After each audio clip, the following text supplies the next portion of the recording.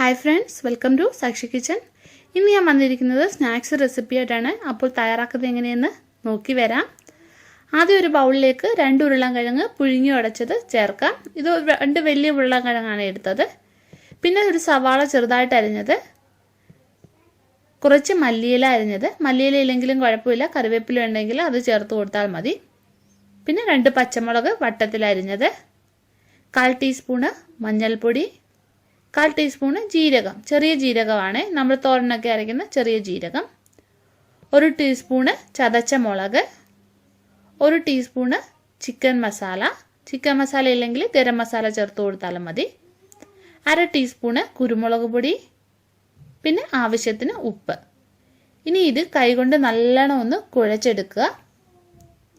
ഇനി ഇതിലേക്ക് വേണ്ടത് കടലമാവാണ്. ഞാനിവിടെ 1 കപ്പ് എടുത്തിട്ടുണ്ട്. ഇത്രയും വേണമെന്ന് അറിയത്തില്ല, കുറേശ്ശെ ചേർത്തിട്ട് കുഴച്ചെടുക്കുക. ആദ്യം തന്നെ മുഴുവനും ചേർക്കരുത്, കാരണം നമ്മളിതിൽ വെള്ളം ചേർത്തിട്ടല്ല കുഴയ്ക്കുന്നത്. ഇത് കുഴച്ചെടുക്കാൻ എനിക്ക് 1/4 കപ്പിന് താഴെ കടലമാവേ വേണ്ടി വന്നുള്ളൂ. വെള്ളം ചേർക്കാതെ വേണം ഇത് കുഴച്ചെടുക്കാൻ. അപ്പോൾ ഇത് കുഴച്ചെടുത്തിട്ടുണ്ട്.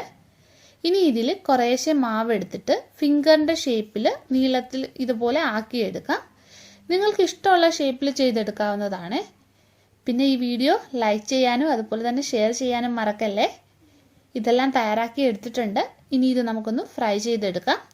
അതിനായിട്ട് ചീനിച്ചട്ടിയിൽ എണ്ണ ചൂടാക്കി എടുത്തിട്ടുണ്ട്. ഇതിലേക്ക് കുറേശ്ശെ ഇട്ടിട്ട് വറുത്തെടുക്കാം. മീഡിയം ഫ്ലെയിമിൽ ഇട്ടിട്ട് വേണേ ഇത് വറുത്തെടുക്കാൻ. അപ്പോൾ ആയി വന്നിട്ടുണ്ട്. ഇനി ഇത് എണ്ണയിൽ നിന്ന് നമുക്ക് കോരി മാറ്റാം. ബാക്കിയുള്ളതും ഇതുപോലെ തന്നെ വറുത്തെടുക്കാം. അപ്പോൾ സ്നാക്സ് തയ്യാറാക്കി എടുത്തിട്ടുണ്ട്. നിങ്ങൾ ഉറപ്പായിട്ടും ഇതൊന്ന് ചെയ്ത് നോക്കുക. നല്ല ടേസ്റ്റിയാണ്. പിന്നെ നമുക്ക് നല്ലൊരു വീഡിയോ ആയിട്ട് വീണ്ടും കാണാം.